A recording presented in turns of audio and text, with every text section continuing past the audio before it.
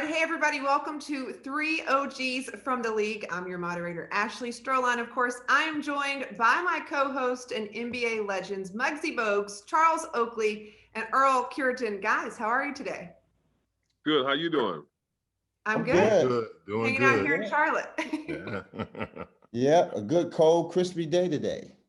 Yeah, I'm not ready for it. I'm here for the summer, not the winter. So Well, you know, we got to have our seasons, though. We got to have our I seasons. appreciate that. Yeah. Well, we definitely got them here in Detroit. That's for sure. You know, winter's here a little early here in Detroit, though. I tell you, it's snowing 20 degrees. You know, it ain't happening. Where you at, big fella, in Atlanta? Yeah, I'm heading to Florida. You in the warm. Okay, you're heading the right direction. You know, in the warm weather. I like cold weather, but I'm just going down to take care of a couple things. Well, we were talking about it before we started, but the Hornets officially signing Gordon Hayward. How do you guys feel about that since me and Muggs are here in Charlotte? Well, he's a veteran. I think that he had his best days in Utah out of his two teams he's been with. Boston, you know, got hurt in Cleveland. Came back, got hurt. I mean, he can score. He just got to stay healthy. I mean, I wish him all the luck. Yeah, the same thing. I mean, I watched him. I've been watching him since college. You know, he had some great. I broadcast his games at Butler. He was a great college player. You know, in Utah, I got the best years out of him so far. Boston, I mean, he went back with his old coach and reunited with him in Boston, and things just didn't. I mean, that serious ankle injury, and that was a nasty ankle injury he had. Came back last year. He got back on track a little bit. He started to play a little bit, and they had a lot of guys. I think he's going to get more of an opportunity if he can stay healthy down in Charlotte. He may shine a little bit more. He had a tough time down there with all those guys they had in Boston. Yeah, I think it's a good fit. You know, I think especially during this time for the Hornets, I think they needed a vet, as you guys alluded to. They needed a vet in that locker room, and I think they needed someone who can come in and fit in, as opposed to come in and take over the growth of some of the young players, PJ Washington, Miles Bridges, as well as Devontae Graham, and as well as the young fella in Ball. And I think for him, as Oak, you just alluded to, you know, he can get a shot. He can score. He can score the basketball.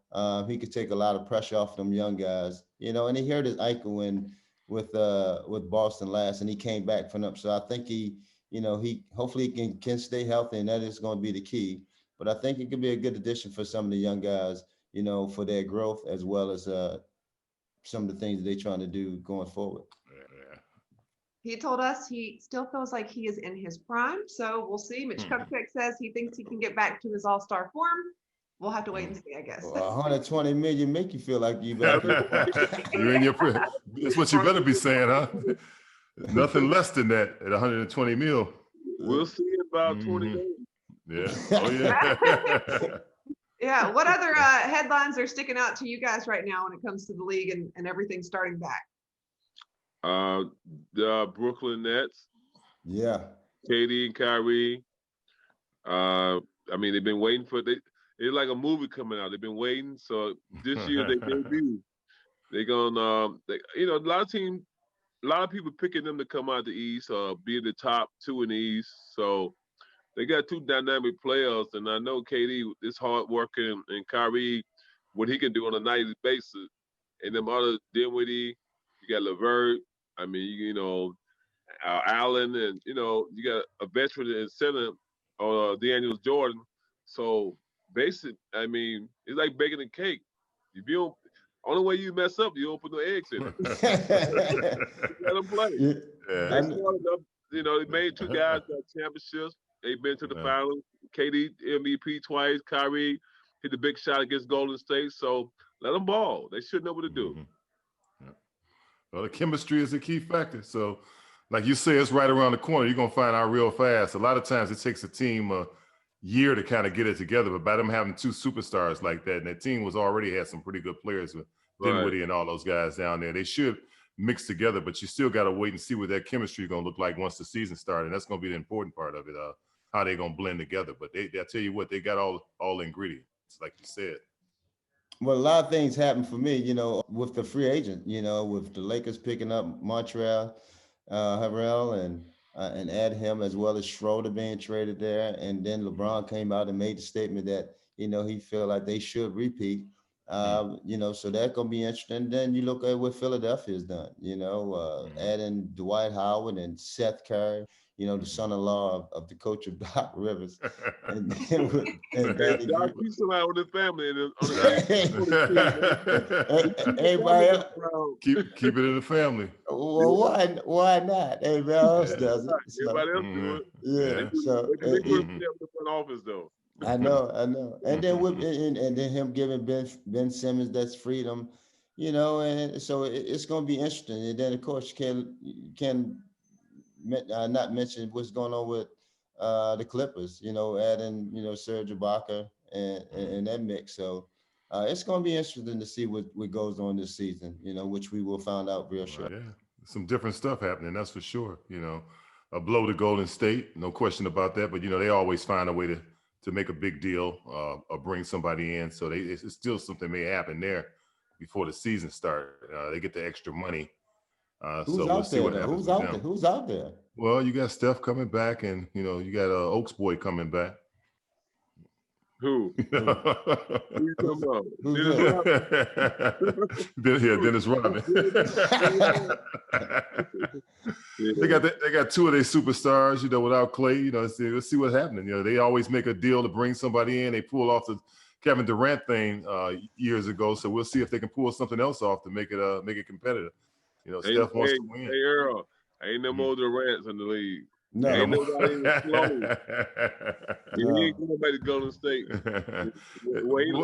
They got the second pick in the draft. I mean, they had some stuff. They was bumping and banging until Clay went down, and now everybody's talking about what's going to happen to him now. But they picked up the second pick in the draft. We'll see if he's able to play a little bit. Well, what happened with LA when they got Magic, when Kareem went down. The next year they got the number 1 pick, and so Golden State got the number 2 pick. Let's see if this pick can simulate any way what Magic did for the Lakers. He can do for Golden State. So they need a guy who has to have a very IQ to play with them. These young guys just run around and shoot, it ain't gonna work. Golden State, I think they're gonna struggle a little bit. Draymond gonna have to have at least 15 to 16. Curry, they're gonna press up on him, make him do something he don't like to do, is drive to the basket, and stay on top of him and let Wiggins take all the shots they want. I don't think he'll really that third guy. They really need a number 1 and number 2 guy. So when Thompson went down, that was a big blow. So yeah, that take him to another level because he not only could he score the basketball, he was a good defender too. He played good defense for him. So the West gonna be tough though. It's gonna be tough. Yeah, but I think again. Golden State always find a ways. Steph gonna have to be Superman early on. Hopefully he can stay healthy doing so. But it's gonna be really interesting. It's gonna be a shootout, especially in that West. Well, you brought up the Lakers. LeBron James just signing a 2-year extension, $85 million to stay with them. You guys have thoughts on that? Hey, he should have got 185. He convinced all the guys to go to the bubble. He convinced the guys that we're gonna play for Christmas. He keep convincing everybody. LeBron's a stand-up guy. He do everything right. He try to help people. He try to be the leader. Or the leader's supposed to lead on and off the court, all situation. Hey, nothing you can say but give him. Hey, like I said, he should got another 100 with that 85. So, but he's straight up. He's a great guy. So, what can you say? Yeah, if you're gonna judge him on what he did in the playoffs, he definitely deserved the money. There ain't no question about it. And the new additions, it don't matter. With chemistry with them, when you got LeBron, it don't really matter because he find a way to make everybody play the way he want them to play. If you go play with him, you gonna fit in because he makes sure you fit in. So he's a leader, on and off the court. Like you said, he brings everything to the table. So they're always gonna be a team that you got to look at winning a championship every year. And he's proven that by all the years he's been in the finals. Yeah, well, guys like LeBron, he's always going to be underpaid. That's just his motto. He just bring guys in to win championships, and he make it up in other aspects of it. But now they just waiting on see what AD going to do. AD. Yeah, why he got the Ain't nowhere for him to go. What are you waiting on? He should have signed last year. Yeah, I mean, where's he gonna go? I mean, Nowhere. LA, you ain't going nowhere. LA, I mean, Ain't nowhere nobody else to got no go. money though. Where he going? Yeah, I mean, the sunshine. You already been in New Orleans, so where else to kind of? He's in the right place right now. I mean, Yeah, he had a good season last year. He fits in. You know, he got somebody to carry the team. I don't know if he's a guy that can carry a team like LeBron can, but he's definitely a good piece to have. I don't think he's got that type of leadership. It's a great piece to have. He's been mentored. He's Yeah. been taught, and that's the you know what he need to take from what being with LeBron. You know, this is the opportunity really to take from what LeBron has brought each and every year to the table in terms of leadership on and off the court, work ethic as well, and how to take care of your body. So it's a lot of things that goes into how LeBron has became who he is, and not just, you know, him playing basketball. He take care of his body and so forth, and really be in shape each and every year. And that's why he played 18 years, and, you know, with some little bumps and bruises going, you know, along. Just to change it up, what is Milwaukee doing, man? That's what I mean. What are they doing? What you think Milwaukee's gonna do this year? I don't understand it. My thing is, when your big guys can't make a jump shot, free throw, and ball in your hand, I mean, they're gonna have issues. I mean, the big fella, the Greek freak, just, I mean, you know, and people ain't gonna let you score. You ain't Shaq. Shaq was a force inside. You know, he can get to the rim and this and that. But in the playoff, they build a wall Trump been trying to build in Mexico. They're not surround him with the right pieces for him to be the type to take advantage of his skill set. You know, he's definitely not no Shaq. He's definitely no Shaq. I mean, he's light, but at his days and age, you know, he's a dominant player during the regular season. You know, he's able to become that guy. But during postseason, you know, that's where the ball slows down. That's where everything kind of, and he can't create it. A lot of that coaching. It is, you know. They put him in a bad predicament. Up top every time, put him on the wing, run some down picks, run some pick and roll away from him, make teams do other stuff, start to just zone in on him every night. Can't be predictable. It's coaching. Playoff is more coaching than all year. So they still need coaches who can't make guys show. When showtime, the guys can't show, because good teams in the playoff play good defense. They're gonna make you do something you can't do, and they make it. You're right. You know, it comes to a 5-game series, a 7-game series. Yep, teams got a chance to just soak us right in on you. Then they're gonna find all your weaknesses and everything that you can't do, and they're gonna force you to do some other things. So if the coaching ain't right, you don't make the adjustments. You're 100% right about that. There's no way, man. It's no way. No. It become possession. You know, for them guys to have, and it is. They was our coach. You know, of course. But they had that number all during the season, during the regular season as well. Like the year before when Toronto beat them. Coach, I mean, put somebody who can play a little defense, make it work hard, get them frustrated. Other guy, see the thing about it, step in. They keep shooting them threes. Step in, make a 2-pointer. They fall in love with these threes because they out there. They ain't got nobody else. Bledsoe, he can't shoot, but they got a wall, so they gonna make him shoot. You can't get to the rim every time. You got Middleton. You got Middleton. Middleton's down there too. Well, he was up and down. You know, he disappeared. He wasn't consistent. That's what type of player he is, up and down. And that's one of the reasons why. Well, who would be that guy then? Who would be the guy they can get that would take them over the hump? Who would be a perfect match for him to play with? Oh man. Who's out there? Richard Jefferson said that he was more of a Pippen than a Jordan. So he was saying he might not even be the #1 guy. That's what he said that, you know, in this last playoff series. He's definitely not a #1.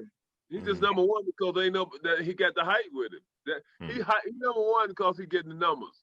He ain't a #1 to win a championship, because you see he can't get out the East. He can't get to the finals. So we talk about the MVP. I know, but they should have went and got a point guard too, like somebody like a Chris Paul, and got some more shooters to help, you know, to be able to help. But they keep saying these shooters. I mean, he's going to have shoot. He can't shoot, so he's one of the problem with people want to put his name out there like that, because he's supposed to be the superstar. Superstars don't want to be the problem. Like in Houston, James Harden is the problem. People don't want to say that, but he is the problem because he don't play traditional basketball or basketball how it should be played. What you think if he go to Brooklyn? He's not going there. They don't want him there. It won't work. It'd be too much, huh? Not enough balls. Not enough balls, and then you gotta have some guys. If you got Kyrie and KD, he's not gonna be a role player. No, you gonna go from 35 points after 17? I doubt that. They all need the ball too in their hand. Right. So that's why I'm saying you got the great role players already. Dinwiddie, LeVert, you got Harris. Well, you gonna have to get rid of them to get him. Why? That's why I don't think he's gonna go there. They don't need him though. Go there. Yeah. LeVert can get to the hole just as good as James Harden.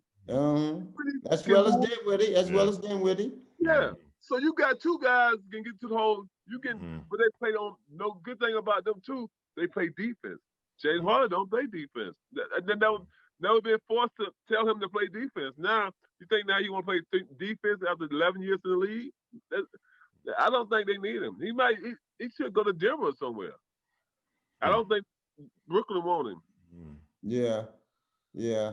Well, that's I mean that's rumors that's been out. Well, I guess that's something that he's kind of forcing, trying to force his agent to make happen. But when you think what about Westbrook? Where is he going to end up at? I mean, same thing. I mean, good teams. I mean, where can he go? I mean, everybody. We just talked about 2 MVPs, and we can't figure out where they should go. But they MVPs in their own ways. They MVPs in their own ways, not team concepts. Right. You see a lot of these music groups, Dramatic, all the groups from Motown. A lot of guys leave the group, but they don't make it. All the time I left the group was the Temptation. They had 3 great singers. A lot of these guys get one hit and go home. So you think you can carry a team, but they don't play. They don't show it. I mean, Westbrook gets triple doubles 2 years in a row. That's okay though, but it ain't getting them nowhere. I always said I don't think you can win with a guy, even though he put the numbers up every night. He's just the chemistry with him just don't fit. I mean, you have to sacrifice. You got to make people better. You got to make people better too. Show a team that you can self-will your team every night. Right. Chris Paul did it. OKC, wherever. He never averaged over 20 points maybe one time in his career, but he's keep getting the max. Well, he's a leader. I just think the window of opportunity is kind of closing. Huh? I just think the window of opportunity is kind of closing for him. Because I think he had this chance early on. Early on, they Westbrook and Harden, those guys. Yeah. But see, they don't play the right way. They play for numbers. They don't play as they all say they want to win a championship. But you win a championship, you got to down your game and know what other parts of your guys on the team can do. You can do, and let them. And if I'm Westbrook, I'm passing the ball to the other guys. You're gonna get if you get 12 and 10 and 15, that's a triple double. You ain't gonna get 30. 15 and 15. I mean, show your other team you respect them and what they can do at night basis, and move the ball. And James Harden, he's trying to be a team player with Westbrook, but it's too late. It's hard to teach a dog new trick at 50. Yeah, we talked about what team with Westbrook or Harden may wind up going to. Yeah. I wouldn't mind seeing Westbrook with over there with Kawhi Leonard and Paul George and them. No, it won't work. Because that's the only, that's with a lot in one room. A lot of ego. At this stage, because you need to toughness in some point, and Paul George sometimes up in the air for me. Well, yeah, he got the dealers, but my thing with Westbrook, it won't, because my thing is Westbrook want to go. He won't. Ain't a shot he don't like. So. When you got a Kawhi Leonard guy who try to play basketball the right way, will be the main focus on the team. Paul George wanted to play the right way, but sometimes he let other people talk him out of his game. He listened to the outside too much instead of focusing on what you got to do every night is play basketball. When you let the outside control your game, you finish. Okay, I got to call a timeout real quick because our guest is here. So, of course, for those listening, Vince Carter is going to be our guest on today's episode. And there he is. All right, his audio is connected. So, welcome to 3 OGs from the league. Thanks for joining us. How are you doing today? Everything good? Life is good, man. Outside of awkward. Yeah, there we go. There you go. Outside of being a little awkward, man, life is good. Yeah. We Yeah, all going through it. I know. Crazy times right now, but Yeah, it's crazy to think that, this at this time for the last 20 years, at this point, we'd have been 10 games in almost. mm, Yeah. I know it. That's crazy. And here it is. These guys about to They started the get training up camp again. started, first day today. What? It's in Hey, I don't miss it either. Yeah. I'm good. You One don't of miss, the things, oh, go ahead, Muggs. so you don't miss those passionate 2 hours of work as opposed to those stressful 14-hour days you got to put in now talking about the game. No, you're right. You are right about that. But let me tell you something. Some of these mornings I wake up now, man, my ankle be screaming. What? Man, my right ankle be like, nah, you did the right thing.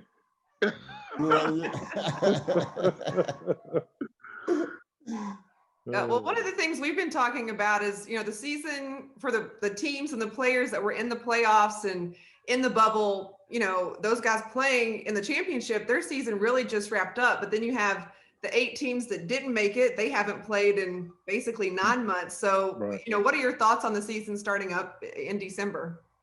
It's I said this a long time ago. I said that if they're gonna do something like this, they have to deal with the consequences of a lot of these teams who are going to rest their players. And you thought you had an issue with, and I say issue with of resting guys and load management. Oh, you're about to see what the true essence of the word load management in the first month or two, because at the end of the day, they're protecting their investment, and you can't blame these teams for doing so. Hearing LeBron sitting out, I hope the world wasn't surprised. I mean, because they're protecting their investment, and it's about the end of the year for a lot of these superstars, not the beginning of the year, because they've been here a long time. It's important for a lot of the younger guys who trying to establish themselves, getting these opportunities, or new teams, new players with a new young nucleus of guys, but. The turnaround time is just a slippery slope. I know it's the money and getting money, but and making sure everybody gets their money. It's just you're putting I feel like we're putting a lot of these players, particularly players who's been around at least 5 years, because their body, 5 to 10, 5 years or longer, because their body's used to a particular time frame of rest or preparation for the following season. And that's not the case now. Whether you've been in the bubble or made it to the end or not, you're still used to an allotted time, and it's not the same this year. Do you think, and just based on that, do you think a lot of teams were kind of start to protect their superstars with this shortcoming season? I think so. I think a lot of teams are going to protect, for sure. I mean, it wouldn't. I mean, I think you're doing your superstar a disservice if you're not protecting them, making sure they're healthy. Because, like I said, you want to win in the beginning of the season and position yourself, but if your player runs out of gas mid-season or trying to fight through it, like we're known to do, and we were taught to do in our day, but back then, these guys break down and they get hurt, and then you don't have your guy for the most important. Yeah.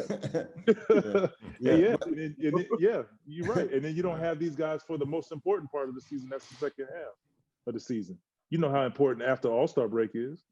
But about the league TV, with the 22nd being such a big day for the NBA, and mostly, the superstars gonna, a lot of people gonna want to see those guys play. So for sure, that's right around the corner. That's right. Well, a lot of kids gonna want to see them play, because I think you ain't gonna see no good action, because they're gonna be just starting back. It's gonna be sloppy. It's gonna be like NFL preseason or something. They're gonna be sloppy. You're gonna be like, wow, this is what y'all want to come back and show us.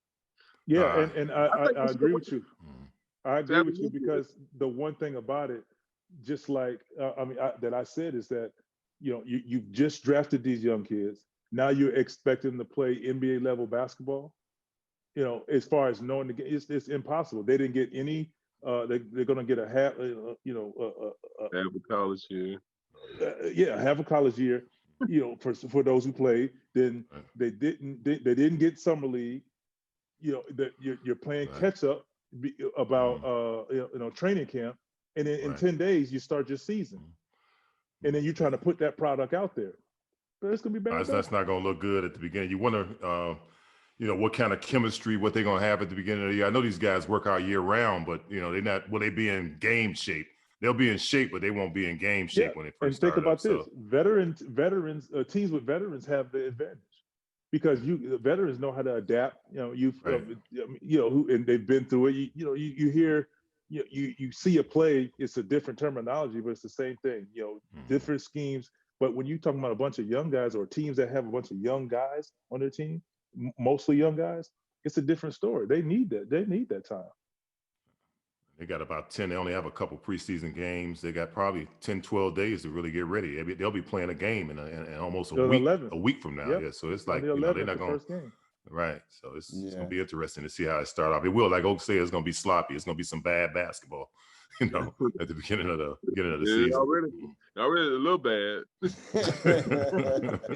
But just think about that now. You're going to see a lot of bad basketball, and you won't get to see your star player play more than likely. And if they're forcing their players to play, they're not going to play a lot. It's going to be. I feel like if you see star players play, particularly the older ones, it's going to look like a preseason game. Mm-hmm. They'll play a little bit and then they'll sit them out, or they just don't play at all. That's just the reality of this. That's your trade-off.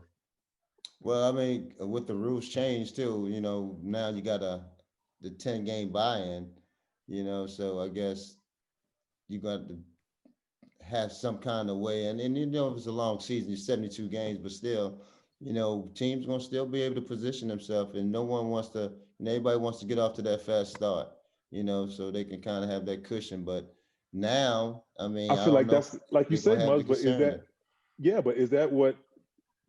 I think that's something that's said by younger teams. Hey, this is our chance because we know, let's say the Clippers, we know the Lakers, or that's two of the older teams. We know they're not going to have their best players playing right now. So the younger teams are the teams who, like those 8 teams that didn't make the bubble, like you mentioned, Ashley, that this is the important time for them. To really have a fast start and position themselves. For the coaches too, they want to see what they got. You got to see how these guys are going to adjust to being in the NBA. The top picks in the draft coming in, they're going to give them opportunities to go out there and see what they can do. And this is going to be the time where they're going to have to come out and play, and they got to figure them out really quick. Because like you said, you want them ready when they come playoff time, and that's when it really counts. And a lot of teams know that now. So, yeah. All right, shall we move on to some fan questions? Yeah. We always ask our fans to use the hashtag 3OGs from the league. The first one we have today: which team won this year's NBA draft? Wow. That's a good question there. I mean, it all depends on which team, which they all needed. I guess the first 3 picks, I guess they got where they wanted. Minnesota got the Edwards kid, and Golden State got Wiseman, and Charlotte went on and got the Ball kid, and I guess that was the order everybody pretty much had him in. So, and anything after that, I mean, it's a toss-up for me. And you have to wait and see what happens when they actually play now. Right. Yeah. To see if it was worth. You don't know. Those were the 3. Mm-hmm. Well, you had these guys. By name and on paper, it's different. Yeah. Right. And you didn't know where they were going to go. They didn't know how the draft was going to go. I mean, they was trying to figure out, these guys could have went from 1 to 10. They were talking all kind of stuff at the beginning of the draft, so they weren't quite sure where they were going to go. So it's going to be, you got to really wait and see who won the draft this year, because you can't just say this team did it. Some teams got some pick. My guess is going to be a sleeper, though. It's going to be some sleepers somewhere.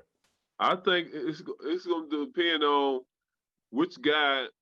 I think, Edwards up in Minnesota, he's a scorer. So he going to get some attempts up there. It's about if you're going to get some attempts, or your team going to get better if you move the ball, like Ball in Charlotte, Wiseman in Golden State, he's not going to get a lot of shots. So you got to almost say it's going to be Edwards. You got to hedge the bet to Edwards because he's the first pick, and Minnesota needed a wing guy. So and they're right there, like you say. I agree with that. And the way I look at it, and you're right about that, though. And also look at the Ball kid, though. This Wiseman, you're right. He's gonna have to play a role. He's just gonna be a role guy to come in the field, get rebounds and feed these guys. But the ball kid, he's a pass point guard first. So, with the ability that Devontae Graham can score the basketball, and with these other guys, with Miles Bridges and PJ Washington, it may give him an opportunity to have some freedom to play just his game. We always know he's not a big time, a great shooter, and that all comes. So, but who knows who's going to become that player out of this draft? But I think ask this question? The best skills. Can I ask this question? Like, but when we look at success with that question, we look at the success of the individual player or what that individual player did for his team. Because, we're looking at, let's say Charlotte. What would he do? Is he going to do for Charlotte? Will he have a big enough impact to get them in the playoffs? There was only one game away. But do we look at what I'm saying? But that's what I'm saying. Yeah. Mm-hmm. So that's at, like stuff like that. Yeah. Because that's what I'm saying. Like that's how I feel like we can't really tell who won the draft. Yeah, you can get a bunch of players this year, especially this year, because you're going to get a bunch of players, a bunch of young guys who got a bunch of young guys that are good picks that fit their team. Mm-hmm. Cool. But with the way this training camp is, so these guys didn't have, the summer league and all that. It's just a toss-up, and we won't know that until I feel like 10, 15 games into the season where you can say, oh, okay, they won the draft, Right. They won the draft. Right. Yeah. And only upside I give the ball kid is that, he had an opportunity to play professional already overseas and playing against some of those guys. And, and with Gordon Hayward being an addition, and them, like I said, they only been one game, not making the playoff last year. Mm-hmm. So it could be something where he can be that front guy. Runners. Got it. Makes sense. All right. Our next fan question was Aaron Gordon robbed of the dunk contest? Once, twice, maybe both? What do you guys think? Well, it should have been a tie. It should have been a tie. Dunker though, but you gotta go by you know what they say, numbers count. So I guess they gave him 1 point, so I guess he did get robbed. Well, champ, the one in Toronto though. The one in Toronto, he didn't get robbed. The sit down, with the legs. I think he did. I think he did enough this year as this past year to tie it. It was some spectacular dunks done both ways, but I felt like if it left you in limbo where you were uncertain, you just call it even. Yeah, because he did enough, in my opinion. That's why I don't do it. Yeah, the why you don't do it. Well, the one in Toronto, I just couldn't see. Because I saw, Levine do that one, and it was sweet. By no means, I had never seen a sit down one. He was sitting down underneath his legs. Take it off the mascot. The mascot, and that was something. Nothing like yours. He brought some flavor. It ain't no question he brought flavor. He did that. About this dunk. They wanted to engage Ed Gordon, but they really want to talk when Vince won the dunk contest.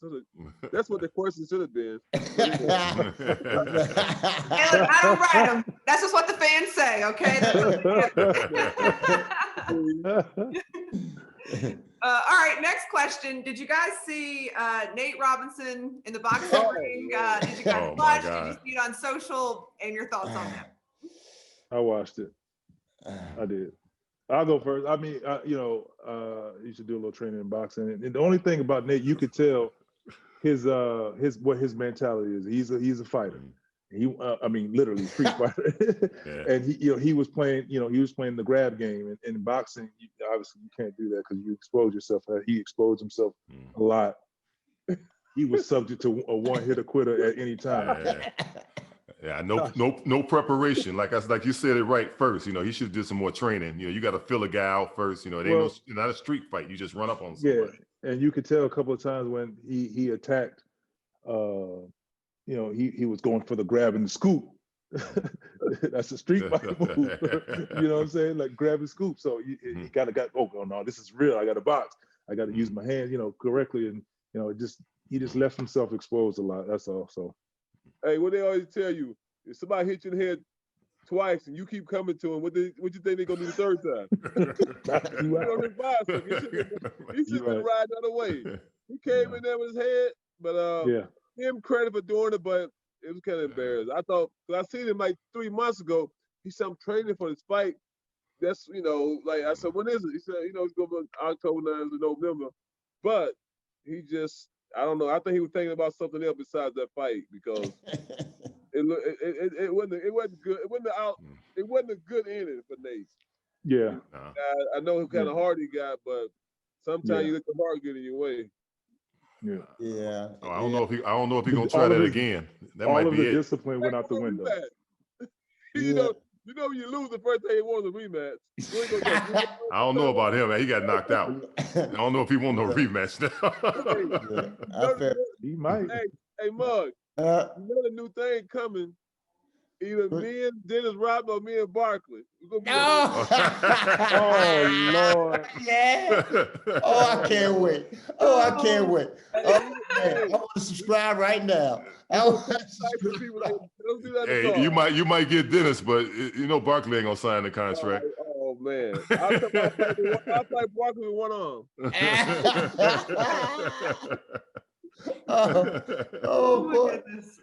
We got to get that. We got to make that. Who's gonna be on the card? That's the main card right there. Who's gonna be on the undercard? Hey, did you guys see that Holyfield has called out Mike Tyson? Yeah, I saw that. Yeah. I would love to see that. Oh, Holyfield calling them out? Oh, he said, let's get this with the trilogy. He want 25 million. He said he want 25 mil. He said he put 25 mil out there already. They want to see him. Somebody promote him. At least they gonna fight. You gonna have to fight. They gonna fight. Yeah, absolutely. Bandler gonna fight him. And Tyson gonna fight him. Yeah, he gonna have to fight because he looked like he was holding back a little bit on Roy Jones. Yeah, he could have hit Roy harder. Yeah. Man, Roy paid 2 weeks before the fight. Man, Roy still got a gut. Man, Roy was about to pass out there. Pensacola, and everybody was in the house with him. He was carrying them all with him. Hey, he know how to give shout outs though. Yeah. You ever want a shout out, boy? Absolutely. All right. Well, on that note, I think that was a pretty good fan question segment. We'll move on to start, bench, and cut. So I'm going to give you 3 players. Which one would you start? Which one would you bench? And which one would you cut? Oh, my goodness. All right. We're going to start with, in their prime, Kevin Garnett, Dirk, and Tim Duncan. Oh my God. Oh, my goodness. That's them all starters. Oh, how you going to cut any one of them? Can't cut now one of those. Those all starters. Damn. Oh. You might have to go with KD, Tim Duncan, Dirk. You gonna cut Dirk? Oh, Lord. No, I said 3 positions. Oh, okay. KD. Oh, in that order. Oh, you said in that order then, right? Yeah. Yeah, I would go with KD and Duncan and Dirk. I go in that order. KD or KG? Well, Oak is just changing it up on me to make it easy. Okay. So. Oh, KG. It's KG. Oh, yeah. KG. I'm going Tim, Dirk, and then KG. KG. Oh, you going that route? We thought you said KD. Okay. Okay. Okay, I like that. Mm-hmm. Tim. Yeah. That's the man. Dirk, KG. Yeah. That's 3 tough ones right there. Yeah. Yeah, I got Tim first, though. Yeah. I definitely got Tim first. Wake Forest. I know you do. No, you got Wake Forest first. It ain't because I knew exactly where he was going with that one. Big fundamentals. Yeah, probably in that order. Yeah. Okay. KG All right, that's who you got next. All right, we're gonna go Devin Booker, Donovan Mitchell, Bradley Beal. Bradley Beal last. There you go. You gonna take Donovan Mitchell over Bradley? Then Mitchell. Booker, Mitchell, Beal. Yeah. Booker, Mitchell, Bill. Okay, I'll go with You that. know, Mitchell kind of young right now, but he's been putting it in though. Mitchell definitely, Hey, Yeah. Booker, those two, Mhm. Booker and Mitchell, what they did in the bubble, Oh yeah. yeah. right along with Jamal Murray. What about Murray? And, How about I say, right along with Jamal Murray? he just don't know that's how to exactly kill right. though. Murray don't know how to kill. He played with it too much. Yeah, I think this might do something to him. He put some numbers up. He put some numbers up in that bubble though. He played well in that bubble. I think this might have done something to his ego, and he gonna bring something special this season on a consistent basis. Yeah. And hey, I want to add something before we go on, because I think about this. The atmosphere will change again, though, for players. You know, in playing in the bubble, it's a different atmosphere, and you're seeing the same gym all the time. So it's probably playing in that AAU tournament all the time at the same gym. Now you're going to go back to the regular NBA setting. Will this affect some of these players now when you're going to different arenas and it's still not going to be fans. Still gonna be no fans though. It ain't nothing like but it's still right. Some fans though, you're gonna have some fans. I think it's gonna be some. But I want to see how people handle going into Boston. Hey, V, another thing is a lot of these guys ain't used to, like, they're in the bubble, so they know everybody watching. So now when you start going on the road, instead of 20,000, 5 million, gonna be like 200,000 instead of, so the atmosphere gonna be different. Because we go here, all the games ain't gonna be on TV. So most of the bubble, they got exposure, and everybody antenna went up. Right. Different arenas too. Different arenas. It's about branding. Different arenas, and you might have a little heckler in there too. You might have one in there. Hey, you gonna hear him for real now, because there ain't gonna be that many people in it. You know what I'm saying? So that's another little add-on pressure they're gonna be, faced with that they haven't. I'm just curious to see how, they always talked about like the role players, and it's not a lot of pressure. You're in the bubble. There's no, now things change in this now regular season when you start having some fans, and I'm just curious, like, will that change, people's approaches? Sure. And the other thing too, in the bubble, right? They were kind of protected. Now you're traveling, so you have to wonder how that's going to impact it, and if players are getting exposed to COVID now, and what happens. Well, and the travel. Because remember, every day, all you have to do is just walk to the practice facility, or walk to the arena, or just get on the bus as a quick drive. Now it's like you flying 2 a.m. getting into town. You got to wake up the next day. You got a decision to make. Do I go hang out, or do I get some rest to get ready for the next day? Which now these guys didn't have to worry about that prior to that. That's going to change again. So a lot of these things are playing a factor. And yes, people need to understand there's a select few guys who could go out and get it in and still put up big numbers. And there's going to be some guys who I think going to feel themselves because of the success they had in the bubble, thinking they can do that in the regular season. Is rude awakening. Yeah. Even a bigger change when the fans get back. The fans come in the building. Once that starts, they got to make another adjustment. Fans ain't coming back no time soon. They probably another year. Next year. Oh, don't say that. I'm putting good vibes out for 2021. Get the vaccine. Vaccine come in. They may be back next year. Well, I think some organizations say they're going to test the fans, I believe. That was the Warriors. They had this whole idea of how they were going to bring their fans in, but it's a lot of work. But they canceled 2 days of practice already. There you go. Yeah, I saw that. So you already know that's out the window. Yeah. That's out the window. All right, we'll do one more start bench cut, and then we'll move on to our final segment. We'll go in their primes: Isaiah Thomas, Allen Iverson, Gary Payton. Isaiah AI Payton. There you go. I got the same thing. That's Earl boy. He always talking shit. Hey, that's the founder. that's the founder of Toronto right there. He put the Raptors together. He ain't did shit. I know he got a knife in his pocket. Put the Raptors together, boy.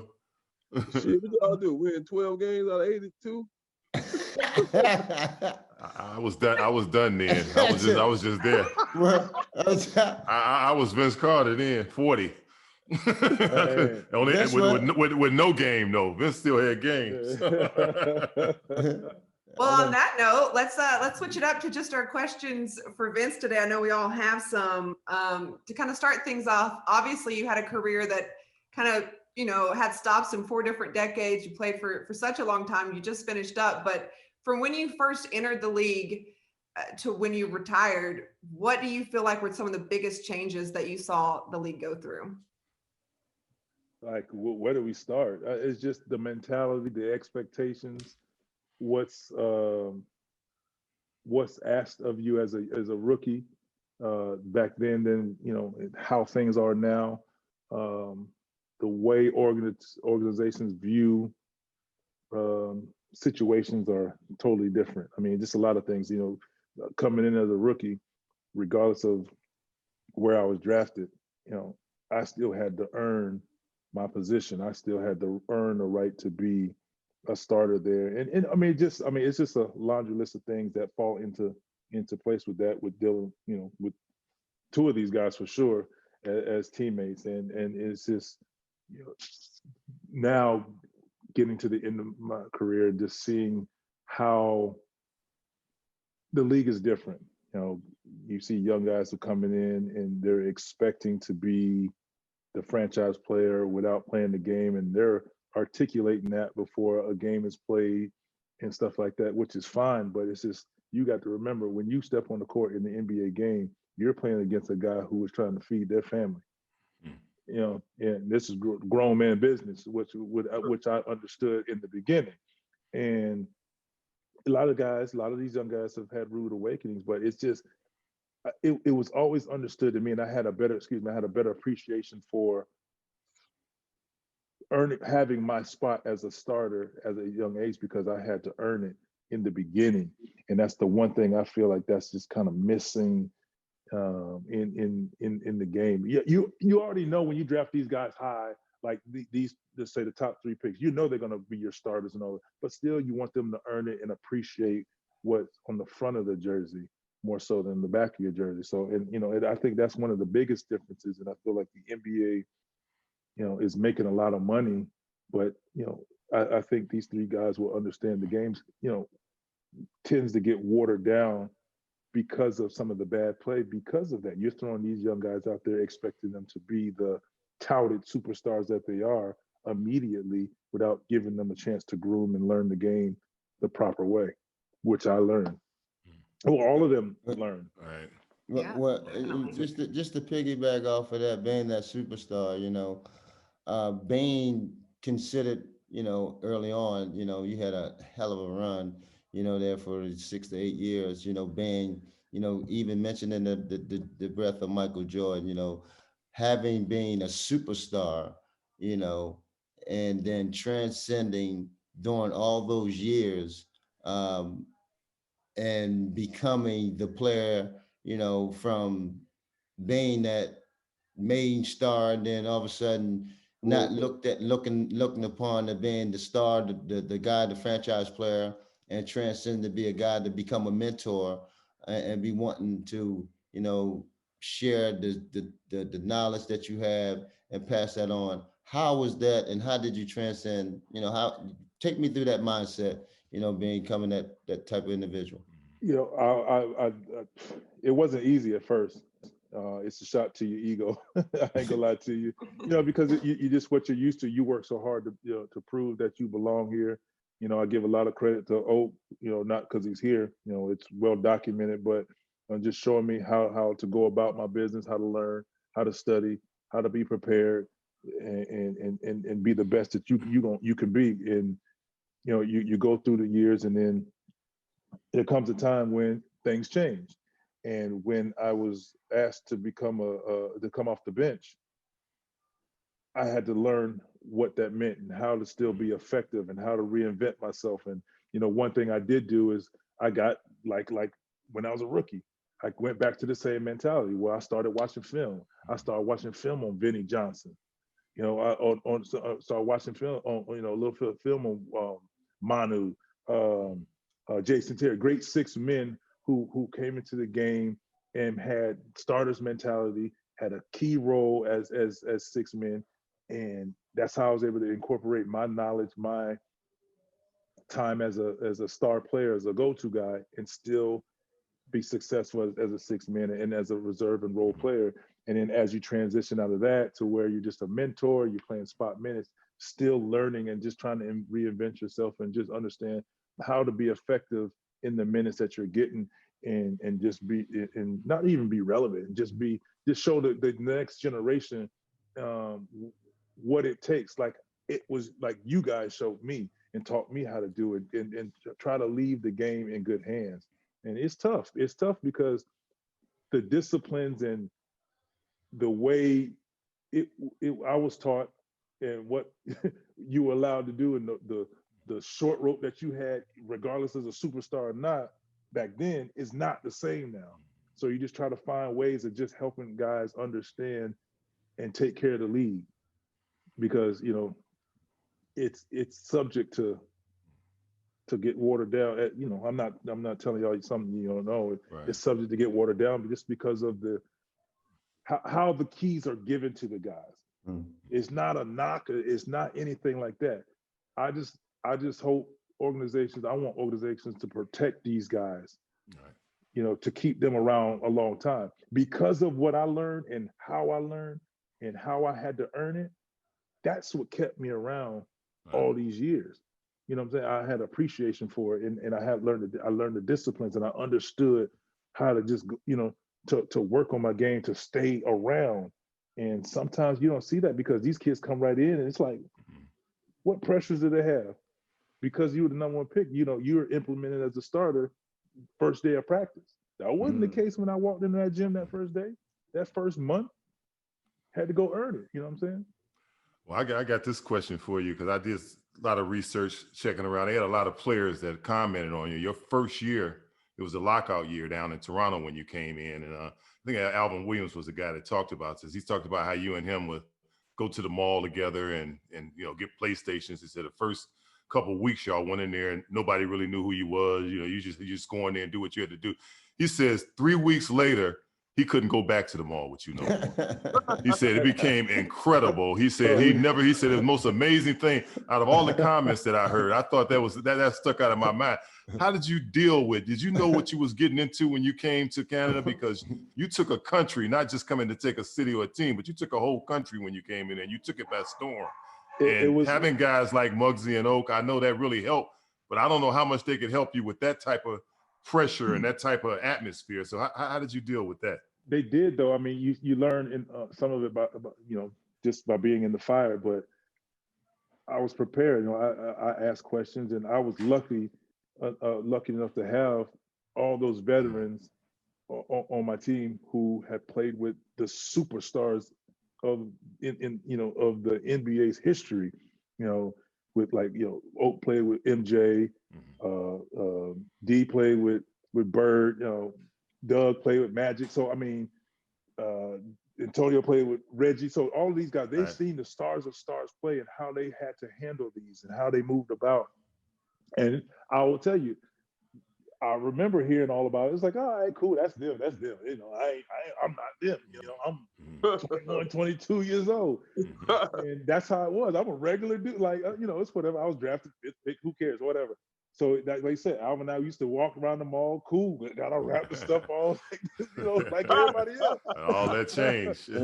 So and in 3 weeks, man, next thing you know, they're like, yo, that's what's up. And literally having to run out of the back of the mall and security getting us out of there. And it was like, that happens, like, all right, that's just one of them things. And it happened a couple of times, and the life was different. So it's just like, now you go back to some of the things that you was told, and how do you handle it, and how do you prepare it, and how to deal with the media. And it was just, just listening. You ain't have a choice but to be a listener at that time. Right. So it's funny saying just listening, because now you got, you go in the locker room now and be like, you can listen if you want. It's up to you. Whatever you ready to listen. That wasn't the case. That's not how it worked back then. That's what I was saying about. That's what I was saying about the things a little different. Right. once I kind of understood, oh, bro, that's what he was saying about me. Golly, okay. All right, so I just can't just go up in there. Like, next thing I know, I'll walk around like this with the hoodie on and then out the back door. Like, that's just how it was, you know? So it was cool. Like, I remember Oak used to cook, like, yo, come through, man. Like, all right, cool. You know, so it went from just up and leaving whenever you want to now you got to plan how this going to work out.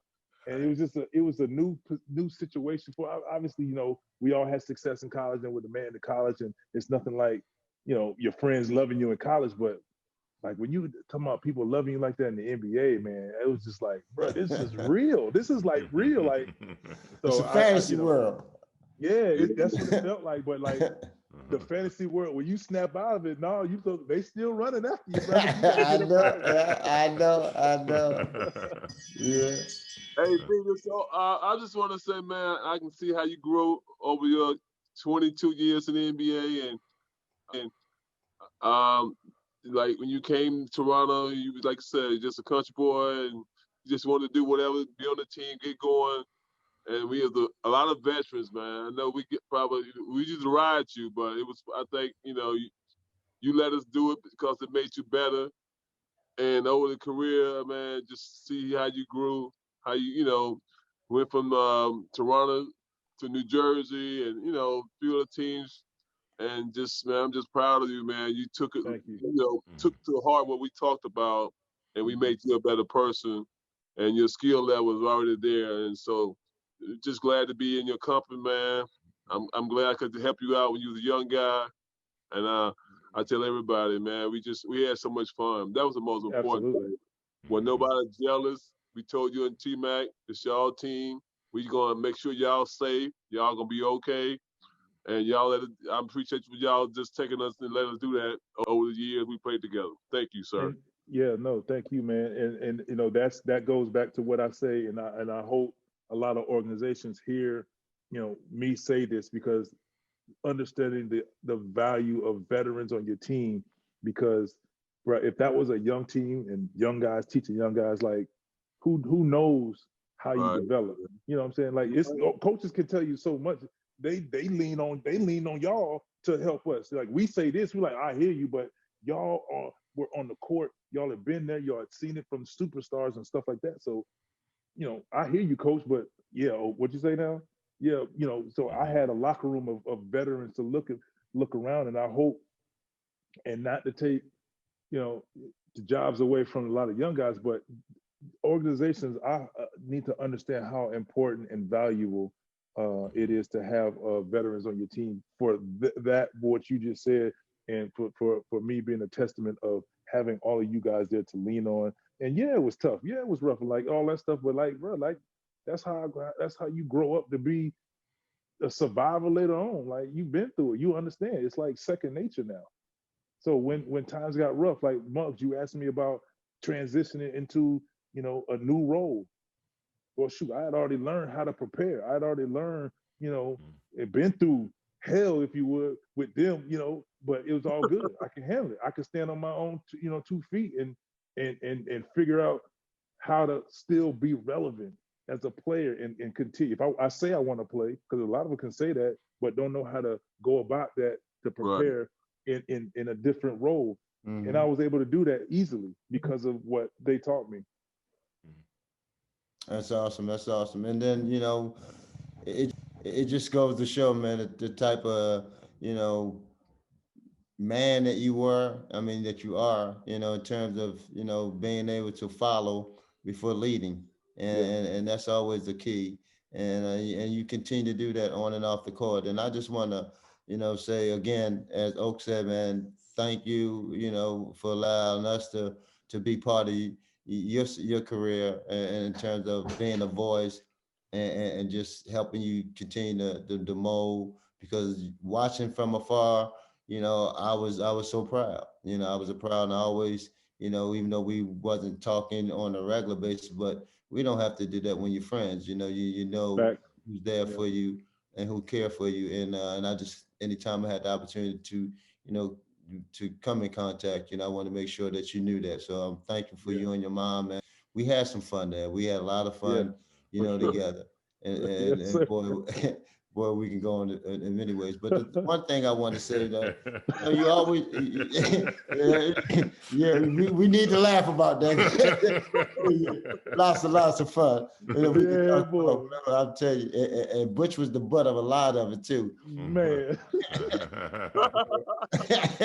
You know, but your heart has always been so good, man, and I always knew. I remember, when you playing, and you always talked about being home and doing the things for your community, and I know you established the Embassy of Hope Foundation.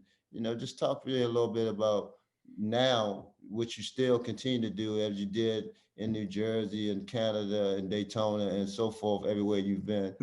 Man, the Embassy of Hope really hasn't changed since I started at day one. That was actually the first thing I started before I did anything.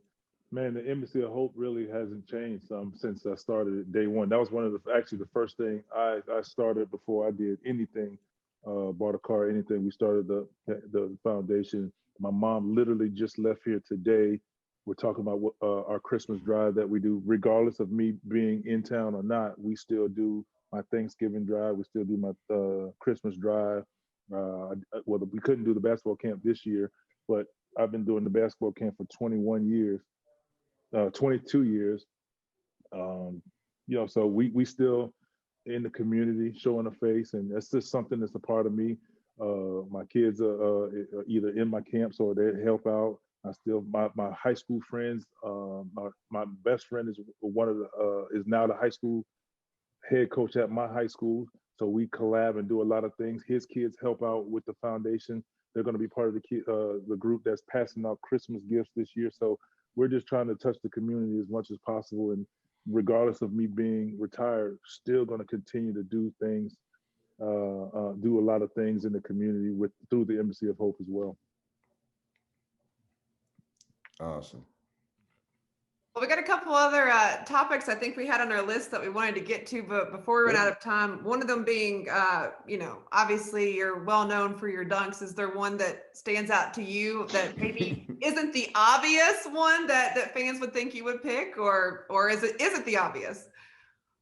No, I mean, not really. I mean, I just have,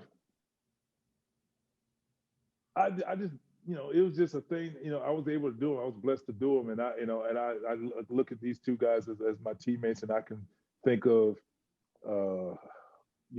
knowing Oak. I remember playing Vancouver. We used to run a play where we would post Oak up on the left block, and I would come like off the 3-point line of the right. And he would just throw it without looking. And I just catch it. Folks, he's like, yeah, I know he gonna go get it. Let's put it up there. And I remember, being we were playing at New Jersey, and that was one of the situations. He got the ball on the fast break, and he just looking away. He just tossed the ball up there. And he dunked it. 2 hands, man. I remember that. And then with Muggs, man, I remember we were playing Milwaukee. Threw the ball ahead, and I did the windmill dunk, and I did the arm spread, and you look behind, you did it right behind me. So it's just good time. I mean, it just and that might not be dunks that people will even know. Obviously, if they go back and look at it, they're like, "Yo, that's the dunk you talk about," because those dunks are on highlights all the time because I see them. But the cool thing about being able to watch them, and I say I watch them a lot because my son now is young, and every night he wants to watch dunk videos of me. He asks every night, Dad, he's like, "Yo, Dad, can I watch you dunk?" I was like, all right. So I get to see these and kind of relive them. How old is he? 3. He's 3? He taller than me yet? Not yet.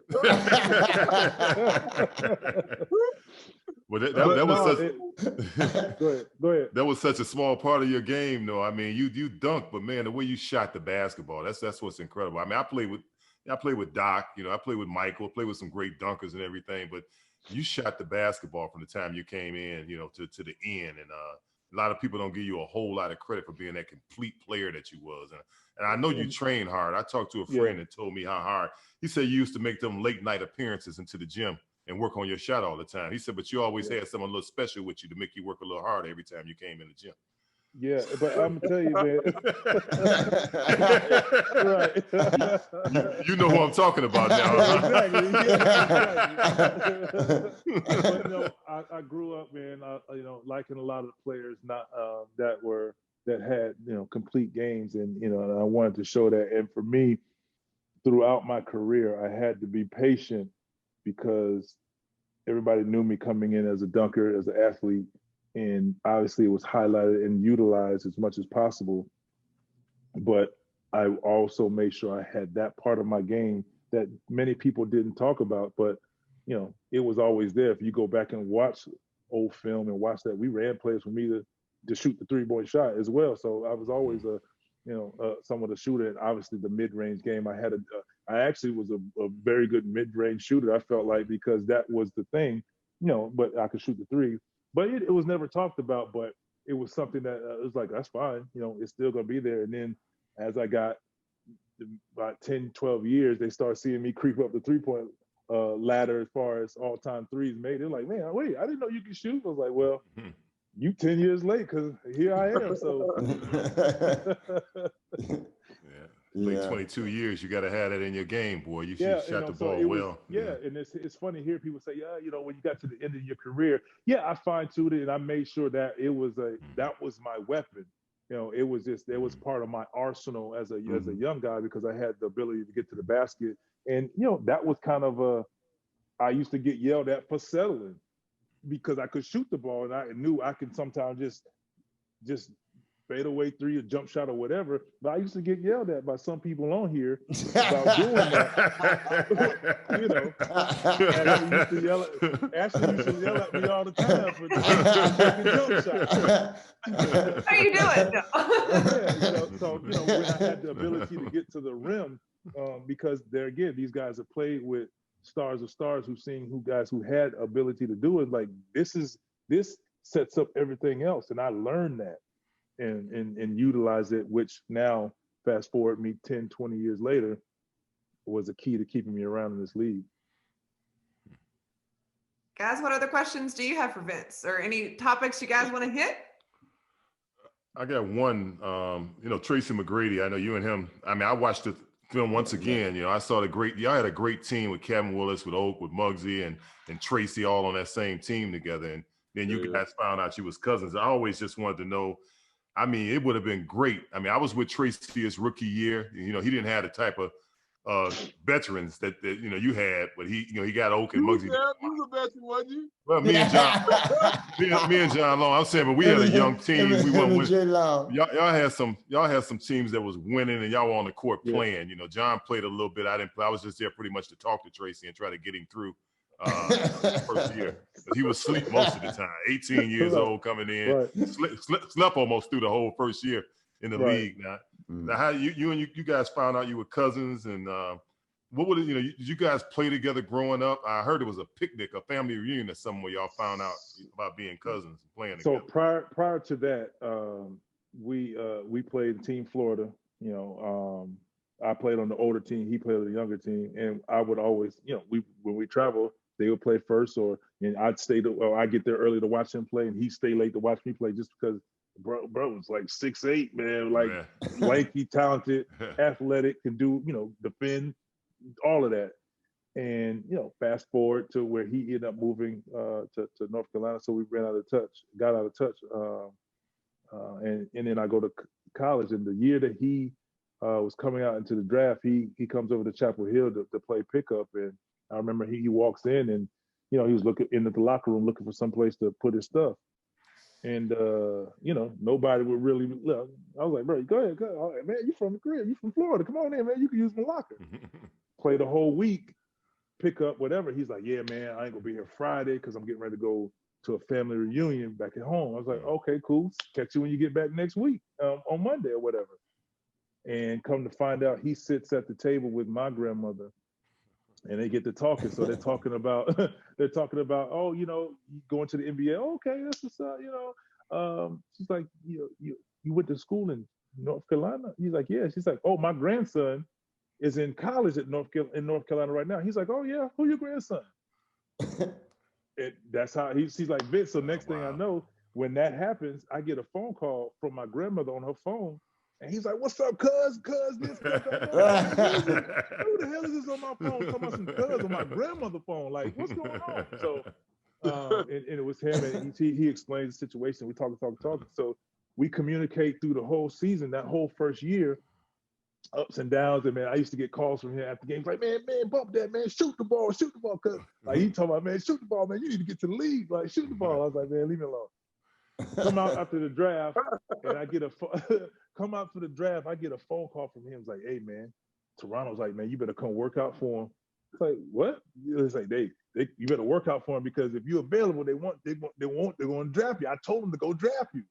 I'm like, man, how crazy was that? I just found out this guy was my cousin, and that could possibly happen. Well, the reality of it happens, and so we get to draft night, and the draft happens, and they got the fourth pick, and they draft Antoine Jameson. I'm like, right, yeah. They just sat here and told me they got draft me. I was like, man, the businessman, man, they lying, man.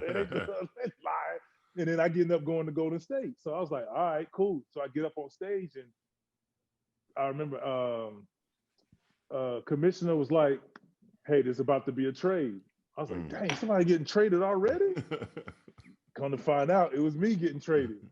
I got traded to Toronto. So I was like, dang. As soon as I get drafted, get to the back, I get a phone call from you. I told you, cuz, I told you. And then, then everything kind of fell into place from there. So it was a pretty cool situation to know Tracy for so long, watching him in AAU ball and hearing about him, and obviously hearing what he did at ABCD to become the #1 player, top player in high school, and going pro, and then walking into that gym pickup, and then having the conversation, and ended up playing like it was a dream come true. Like, and then like not only playing like in the NBA, playing on the same team, going to different cities, doing what we were doing, man. It was just like crazy. Like we didn't realize it. Like you said, it's like people looked at us like, man, what he's like rock star lifestyle. It was cool. But like me and Matt used to sit in the room until we got that call from Oak, like, yo, bring your ass down here now. All right, come down here. We gotta go.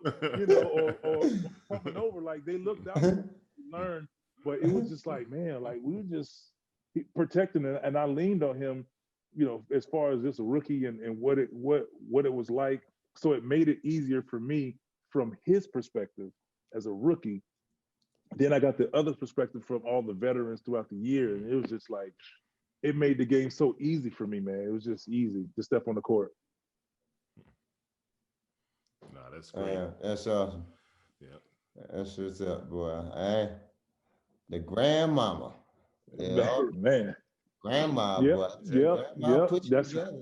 That's how it was, man. It's just crazy.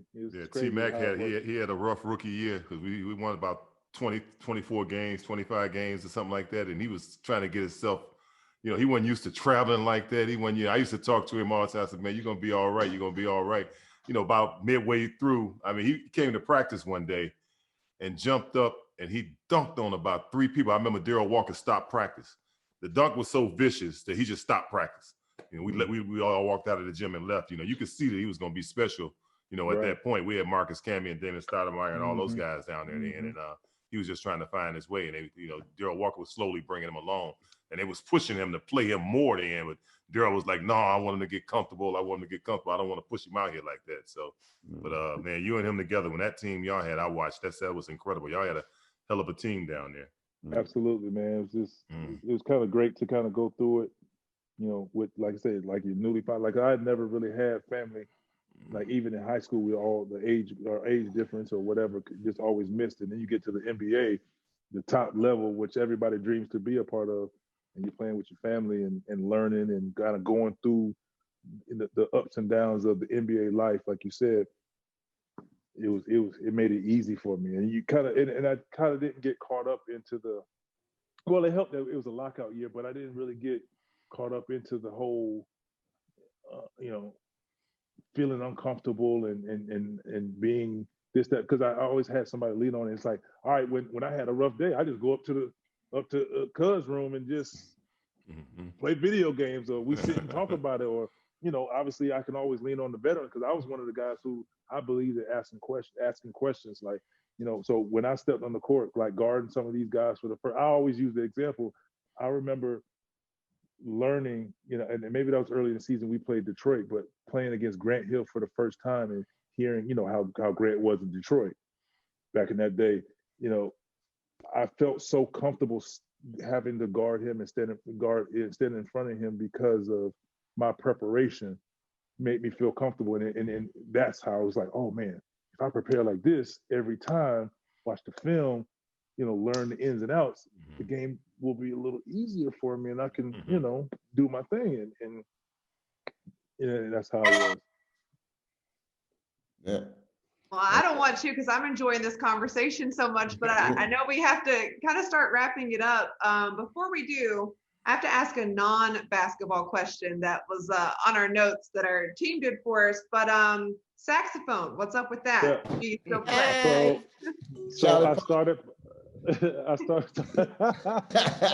So I started playing. My stepdad was in the band, so I started playing instruments in 6th grade. I started with saxophone, so I was always in the band. Obviously, as a basketball player, you tell somebody you're in the band, they're like, what? Yeah, but music has always been a part of me. So I play 6, 7 instruments. I can play saxophone, trumpet, baritone, tuba, drums. I used to write music. I used to choreograph like the band dances back in the day. You're in the South, you dance if you're in the South. That's just how it goes. And he gonna be on that mass dance, y'all. Yeah, he gonna be. He's setting this up. He's gonna be on the mass. But music, like I said, I engineer. I had a little studio built, so I do. Just music is a part of me. It's just, my mom always said, be more than just a basketball player. Don't be one dimensional. All of these things. So when I was introduced to it, I was just, at first it was like, all right, cool, whatever. But then after a while, I just was like, it was a part of me, and I've always just bopped to music and whatever, and just learned it, and that's what it was. And so I taught myself how to play those other instruments. I don't want to say I got bored with saxophone, but I was just kind of seeing where could I go with that. So I started alto, moved to tenor saxophone, then the bari, then soprano, and then once that happened, I was like, man, what can I try? So I taught myself how to play trumpet, baritone, tuba, drums. I just learned by just being around music all the time, and it just became such second nature. I love that.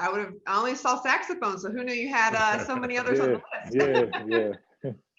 Well, of course, we want to thank everybody for listening to 3 OGs from the league, and Vince for joining us as we wrap it up. Guys, final thoughts? Any takeaways from today? Oh, this was awesome. But I didn't know he had all that talent in the music. I told him, man. Oh, he talking about he play all these instruments. He gonna be on that mass. He gonna be on that mass. Nicola Oladipo did it. They looking for something.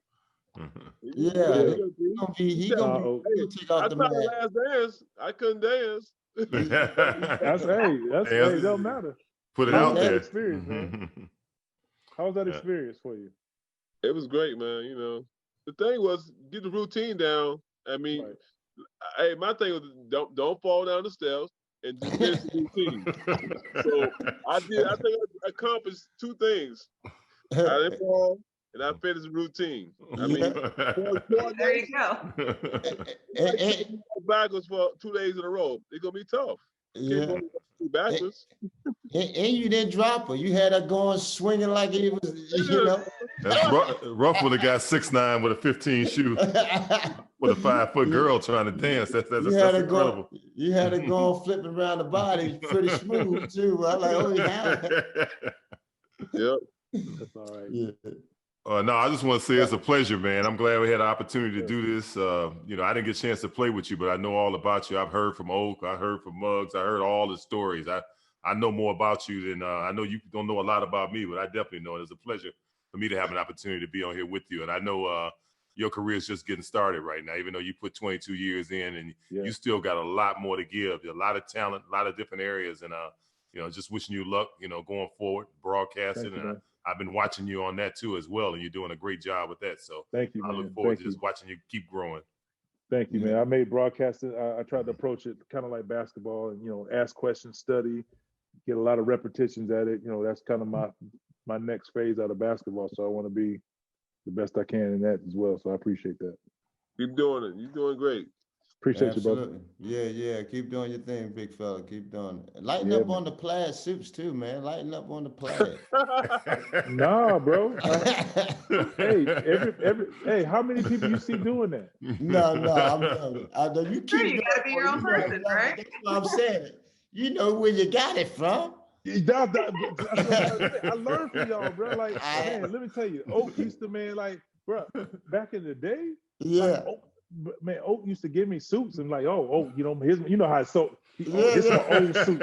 I wore this once. This is my old suit. And I used to be like, shoot, let me get, and then we just tailor it down. So, and then, I just see people like, for me, I was just usually just solid, just simple. Yeah. And, I've gotten older and just kind of like, hey, don't be afraid. I'm not too far out there. No. I'm not afraid to step out there and kind of, put a little plaid jacket with some solid pants. Come on, Muggs, man. And you're looking good, man. That's why I'm saying it. That's why I'm bringing it to your attention because I'm loving it. Man, keep doing that because you're looking good. When I remember my first time, and this is a quick story. Sorry. I remember the first time I was with this tailor, and I was kind of getting. So he's like, "What you looking for?" And I always go to the plane. I was like, let me try that. And that was my first plaid or whatever that I was trying to put it on. And I remember when I got it, I was like, oh yes. Yeah. And I liked it. So it just says, and I know it's not for everybody, especially the younger generation, but it's kind of just not being afraid to step outside of the box and being comfortable in your skin. And I love it, man. That's funny. I look at them suits all the time. I think I'm doing this one. That's the way you do it, man. You're looking professional. Yeah, I appreciate it, man. That's something, man. I learned from some of the best, man. People always ask me, some of my favorite vets, and it's kind of hard to pick one because of our era. When we walked into the game, you had a whole bunch of them, and that just that's my way of showing my appreciation to every last one of them, of the vets, because of I learned so much, and it did as a kid you hear stuff, but it doesn't sink in until later on. Yeah. As I became that veteran and one of the older guys in the league, and became the oldest guys in the league, all the little things that I used to get yelled at for, or I learned. Or I was taught from every last one of you guys, all of a sudden just came to me as like, oh man, that makes it. Oh, I'm gonna do this. Oh, I'm gonna approach this young guy with that situation. Because like we used to sit on the road and we used to talk about your days and how you go about things and how you approach things from your perspective. And it was different than sometimes my perspective. Absolutely. But at the same time, it opened my mind up for how to a different approach and to throw into my arsenal. And now I can give that to other guys of what I was taught, from even veterans that I'd even get the chance to play with that I knew, so I appreciate you as well, so for all of that, man, because like you said, we had a good time, man. Yeah, we had a good time. We had a good time. Yes, you did a good time, man, and I thank you for that. And that's how it was. We was like everybody had their role. Oak had his role, my role. We was soft. Everybody had their own personalities and individual, and we try to bring that type of knowledge to the younger players, and you guys were very receptive to it, and it was just a great chemistry. And I just say again, man, thank you. Tell moms I say hello. For sure. Thank you guys, because we really had some good times, and I wish you guys, man, a happy holidays and be safe, man, brother. Absolutely, man. Right. I'll be here in the room somewhere on somebody TV. And we'll be watching. Hey, you know, with Definitely the way be checking things you work out. now. It's an easy transition because it's just everything's done at home, obviously, on the computer and stuff. So, I've worked hard at it, and it's like I said, just like basketball, it's a great feeling to kind of hear guys who I respect and veterans and guys who've been around the league. Like you said, Earl, we didn't play together, but like I value your opinion and your kind words about my second phase, because it's important to me. Right. And it's easy to go on social media and just hear what people have to say, but some people just want negative just because of negative, or positive just to be positive sometimes for no reason. But they want to just tell you what you want to hear. Yeah, but I think to kind of hear from you guys. Preparation is everything. You're prepared all the time. That's the most important thing with broadcasting. You got to have all your stuff together. You come on ready for them. So this is 9 years in the making. 2011 is when I did Sportscast to You. 9 years in the making, and I continued to do stuff every season. When every year my season was over, I was working for the league, ESPN, Turner. Program, didn't he? Yeah, that was in 2011. Sportscast.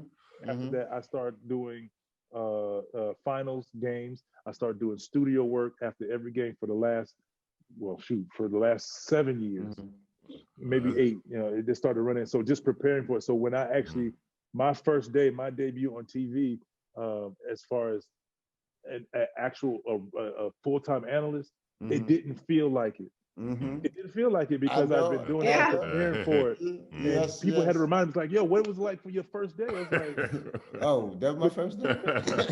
That's right. It was my official day. But once the bubble, once the stoppage of play happened, I waited for a couple of months to see what would happen. Once we were officially eliminated, I started doing studio for Turner. So I was already before I actually signed with ESPN, I was already doing stuff. So, that's a new passion, my brother. That's so smart because you were thinking long term. So by the time you were at the end of your career, you were ready for the next chapter. And I learned there again. I learned from the mistakes of some veterans, and just conversation from these guys. I remember, like, make sure when you take your uniform and your shoes off for the last time, your path, which path you want to go down. No regrets. And you see that door close, and I'm like, all right, what the hell am I gonna do now? It's just I just vowed never to do that, and that was probably 6, 7, 8 years prior to me retiring, or knowing when I was or actually retiring. I just wanted to prepare myself, and that's when all of this started, making sure I was ready to go. Once I did Sportscast to You, I really liked. I was like, oh, broadcasting, this is it. I really want to do it. And put me here. You want to do this? Heck yeah, let me go do sideline. I'll do sideline. I'll do radio.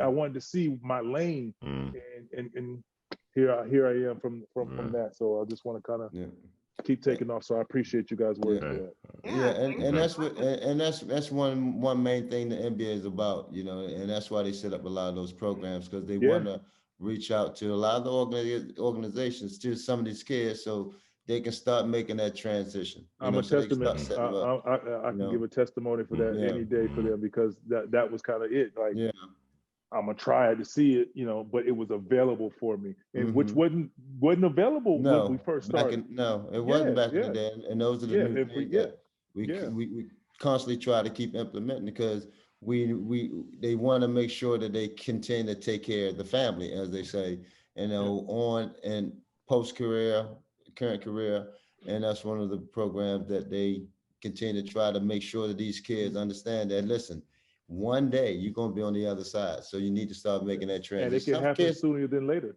And that is exactly right. Injuries, get cut, you ain't good enough, all sorts of things can cause you to not be, have that service anymore. So always have that plan B. Yeah, for sure, man. You're not lying about that. So. Well, look, I think Oak already left us. I don't know what happened. That's Oak. That's Oak.